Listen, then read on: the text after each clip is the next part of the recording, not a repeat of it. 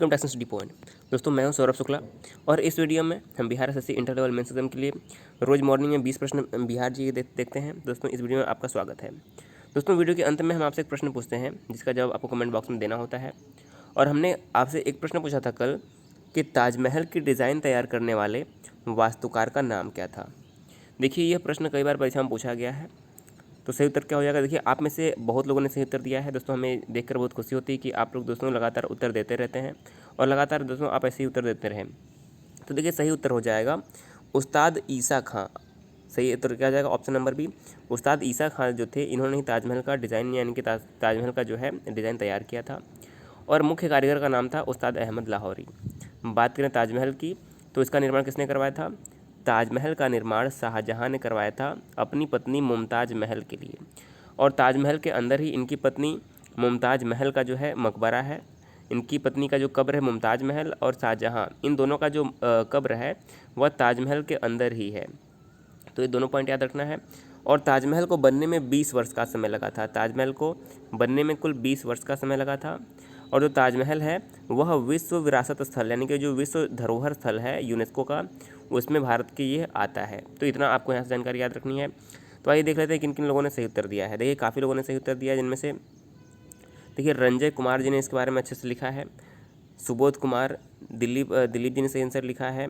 इसके अलावा भोला कुमार जी ने सही उत्तर दिया है। शिवशंकर कुमार, रंजीत कुमार, मृत्युंजय कुमार, राहुल कुमार जी ने सही उत्तर दिया है। दिलीप कुमार जी ने सही उत्तर दिया है। मनोज कुमार, दोस्तों JA के नाम से किसी भाई ने सही उत्तर दिया है। इसके अलावा सुनील जी ने सही उत्तर दिया है। कुमारी अर्चना भारती ने सही उत्तर दिया है। अजय कुमार जी ने इसके बारे में देखिए काफ़ी अच्छे से लिखा है, पूरा विस्तार से लिखा है, सही उत्तर हो जाएगा। इसके अलावा दोस्तों राजपूत सत्यवान चौहान जी ने जो है इसके बारे में विस्तार से लिखा है। तो दोस्तों हम आपसे भी कहते हैं किसी भी प्रश्न का उत्तर आप डिटेल में ज़रूर दीजिए, इससे आपको उस प्रश्न के बारे में जानकारी याद रहती है। तो देखिए आज का हमारा पहला प्रश्न क्या है। गुरु गोविंद सिंह जो कि सिखों के 10वें गुरु थे, इनका जन्म कहाँ हुआ था। तो देखिए गुरु गोविंद सिंह जो कि सिखों के 10वें गुरु थे, इनका जन्म हुआ था तख्त श्री हरमिंदर साहिब पटना में हुआ था। कहाँ पर हुआ था, पटना में हुआ था। इसीलिए जो पटना है वह सिखों के लिए भी जो है एक धार्मिक केंद्र के रूप में जाना जाता है, पटना। तो याद रखना है आपको नाम, सिखों के 10वें गुरु गोविंद सिंह का जन्म बिहार के पटना में हुआ था। दूसरा प्रश्न है गुरुद्वारा हांदरी साहब कहाँ स्थित है। तो जो गुरुद्वारा हांदरी साहब है यह बिहार के दानापुर में स्थित है। कहाँ पर स्थित है, बिहार के दानापुर में स्थित है। देखिए सिखों के पहले गुरु कौन थे। सिखों के पहले गुरु थे गुरु नानक देव और सिखों के 10वें गुरु थे गुरु गोविंद सिंह। अगला प्रश्न है गौतम बुद्ध का जन्म स्थान किसके द्वारा अंकित किया जाता है।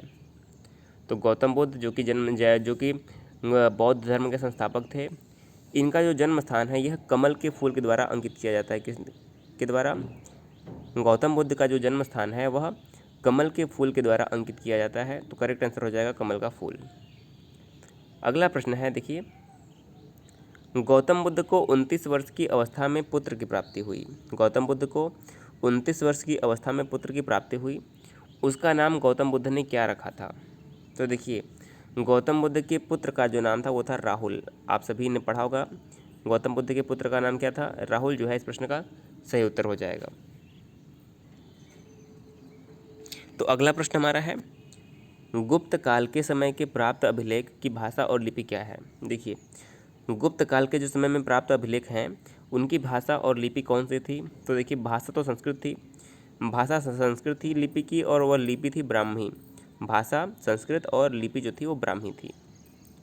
अगला प्रश्न है गुजरात के कवि शोरदस ने 11वीं सदी में अपनी किस रचना में धर्मपाल को उत्तर का स्वामी कहा था। किसने धर्मपाल को उत्तर का स्वामी कहा था। तो उदय सुंदरी नामक एक कवि ने जो है धर्मपाल को उत्तर का शासक कहा था। देखिए जो धर्मपाल थे ये पाल वंश के शासक थे और पाल वंश की जो स्थापना है वह गोपाल ने की थी। और जो धर्मपाल थे ये पाल वंश के बहुत ही विख्यात शासक हुए थे। अगला प्रश्न है गुलाम वंश का प्रथम शासक कौन था। आप सभी को पता है गुलाम वंश की स्थापना 1206 में जो है कुतुबुद्दीन ऐबक ने की थी। 1206 में जो है मोहम्मद गोरी की मृत्यु हुई थी और 1206 में ही कुतुबुद्दीन ऐबक ने गुलाम वंश की स्थापना की थी। कुतुबुद्दीन ऐबक मोहम्मद गोरी का गुलाम था, इसलिए इसने इस जो वंश का नाम है गुलाम वंश करा रखा था। देखिए गुलाम वंश को इंग्लिश में हम स्लेव डायनेस्टी कहते हैं, ये इंपॉर्टेंट है, आपको याद रखना है। अगला प्रश्न है गंगेटिक डॉल्फिन अभयारण्य किस जिले में अवस्थित है। देखिए जो गंगेटिक डॉल्फिन अभयारण्य है यह बिहार के भागलपुर जिले में अवस्थित है। कहाँ पर? गंगेटिक डॉल्फिन अभयारण्य जो है बिहार के भागलपुर जिले में अवस्थित है। और यहाँ पर याद ये रखना है कि 2008 में जो है गंगेटिक डॉल्फिन को जो है भारत का राष्ट्रीय जलीय जंतु घोषित किया गया था। गंगा डॉल्फिन को 2008 में भारत का राष्ट्रीय जलीय जंतु घोषित किया गया था, तो इसलिए ये पॉइंट याद रखना है। अगला प्रश्न है गन्ना विकास कार्यक्रम की शुरुआत किस वित्तीय वर्ष द्वारा सरकार द्वारा की गई थी। देखिए आपको यहाँ पर थोड़ी चिड़ियों की आवाज़ सुनाई दे सकती है दोस्तों, इसके लिए माफ़ी चाहेंगे क्योंकि हम अभी छत पर बैठ कर दोस्तों रिकॉर्डिंग करते हैं, तो इसके लिए हम माफ़ी चाहेंगे दोस्तों, उसको तो आप नज़रअंदाज करिएगा। तो हमारा प्रश्न क्या था, गंगा विकास कार्यक्रम की शुरुआत किस वित्तीय वर्ष में बिहार सरकार द्वारा की गई। तो देखिए जो गंगा विकास कार्यक्रम है इसकी शुरुआत बिहार सरकार द्वारा 2012-2013 में की गई थी। कब की गई थी? 2012 और 2013 में की गई थी। अब दोस्तों अगर बात हम गन्ना की करें तो अगर हम गन्ना के उत्पादन की बात करें तो भारत में सर्वाधिक गन्ने का उत्पादन किस राज्य में होता है? गन्ने का सर्वाधिक जो उत्पादन होता है वो हमारे उत्तर प्रदेश में होता है। कहाँ पर? गन्ने का सर्वाधिक उत्पादन उत्तर प्रदेश में होता है। अगला प्रश्न है ग्रीष्म ऋतु में बिहार का सबसे गर्म जिला कौन सा रहता है। गर्मी के मौसम में बिहार का सबसे गर्म जिला कौन सा रहता है? तो इस प्रश्न का सही उत्तर हो जाएगा गया। ग्रीष्म ऋतु में जो गया है यह बिहार में सबसे गर्म जिला रहता है। अगला प्रश्न है नीरजानंद सरस्वती ने बिहार योगा भारती जो गंगा दर्शन विश्व योगपीठ परिसर मुंगेर में स्थित है की स्थापना किस वर्ष की गई थी। तो देखिए जो बिहार योग भारती है इसकी स्थापना नीरजानंद सरस्वती ने जो है 1994 में की थी। सही उत्तर क्या हो जाएगा? 1994 में जो है इसकी स्थापना की गई थी। अगला प्रश्न है ग्रीष्म काल में चलने वाली गर्म हवाओं को बिहार में क्या कहा जाता है। देखिए ग्रीष्म काल में जो चलने वाली उत्तर भारत की हवाएं होती हैं, सिर्फ बिहार में नहीं पूरे उत्तर भारत में जो ग्रीष्मकालीन हवाएं चलती हैं उन्हें लू के नाम से जाना जाता है। उन्हें लू के नाम से जाना जाता है। जो उत्तर भारत में ग्रीष्मकाल में हवाएं चलती हैं, जो गर्म हवाएं होती हैं, लू कहा जाता है। अगला प्रश्न है ग्रेनाइट चट्टानों से निर्मित माता भगवती दुर्गा मंदिर मंदारगिरी कहाँ स्थित है। तो ग्रेनाइट चट्टानों से निर्मित माता भगवती दुर्गा मंदिर मंदारगिरी कहाँ पर स्थित है? सही उत्तर हो जाएगा भागलपुर में अवस्थित है। अब देखिए भागलपुर से मैंने कई बार आपको याद दिलाया है, भागलपुर को और किस नाम से जानते हैं? तो देखिए भागलपुर को सिल्क सिटी के नाम से जाना जाता है। किस नाम से? भागलपुर को सिल्क सिटी के नाम से जाना जाता है, ये इसका उपनाम कह सकते हैं। इसी प्रकार दोस्तों अगर हम कुछ अगर और रिवाइज करें तो देखिए बायोटेक सिटी किसे कहा जाता है? किस शहर को बायोटेक सिटी कहा जाता है? देखिए बायोटेक सिटी जो है लखनऊ को कहा जाता है।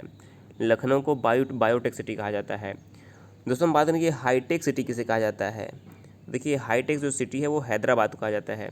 हैदराबाद को हाईटेक सिटी और लखनऊ को बायोटेक सिटी कहा जाता है। और दोस्तों जो हमारा बेंगलुरु है उसे सिलिकॉन वैली ऑफ इंडिया कहा जाता है। सिलिकॉन वैली ऑफ इंडिया कहा जाता है। कुछ पॉइंट जो हैं बार बार परीक्षा में पूछे जाते हैं, इसलिए आपको जगह जगह पर रिवाइज करते रहना ज़रूरी है। अगला प्रश्न है ग्रेट पब्लिक लाइब्रेरी की स्थापना कब हुई थी। ग्रेट पब्लिक लाइब्रेरी की स्थापना कब हुई थी? तो सही उत्तर हो जाएगा 1916 में। देखिए जो बिहार में ग्रेट पब्लिक लाइब्रेरी है इसकी स्थापना 1916 में हुई थी। देखिए 1916 में ही बिहार हाई कोर्ट की स्थापना हुई थी और 1917 में जो है देखिए 1916 में पटना हाई कोर्ट की स्थापना हुई थी और 1917 में जो है पटना यूनिवर्सिटी की स्थापना हुई थी। तो ये दोनों पॉइंट भी डेट से ही तो हैं, तो यहाँ से आप याद रख सकते हैं। अगला प्रश्न है गौतम बुद्ध का जन्म कब हुआ था। आप सभी को पता है गौतम बुद्ध का जो जन्म हुआ था 563 ईसा पूर्व में हुआ था। गौतम बुद्ध का जन्म 563 ईसा पूर्व में हुआ था और जो इनकी मृत्यु हुई थी वो 483 ईसा पूर्व में हुई थी। कब हुई थी? 483 ईसा पूर्व में मृत्यु, 563 ईसा पूर्व में इनका जन्म हुआ था।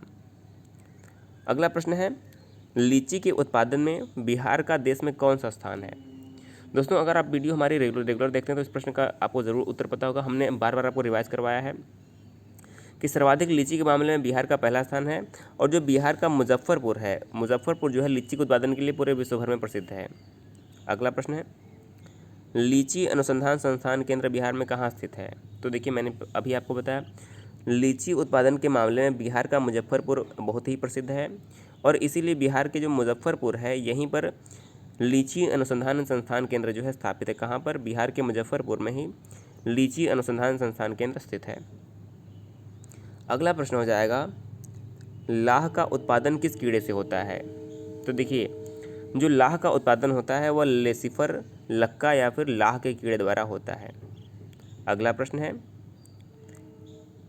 लाहौर षड्यंत्र केस में सरकारी गवाह बनने वाले फणींद्र घोष की बैकुंठ शुक्ल ने कहाँ पर हत्या की? तो देखिए, लाहौर षड्यंत्र केस में सरकारी गवाह बनने वाले फणींद्र घोष की जो हत्या थी वो बैकुंठ घोष ने बेतिया जिले में की थी।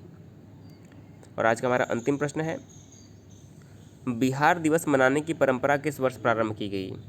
तो देखिए, जो बिहार दिवस मनाने की परंपरा है वह 2010 में शुरू की गई। कब की गई? 2010 में। देखिए, बिहार दिवस कब मनाया जाता है? बिहार जो दिवस है प्रत्येक वर्ष 22 मार्च को मनाया जाता है। कब मनाया जाता है?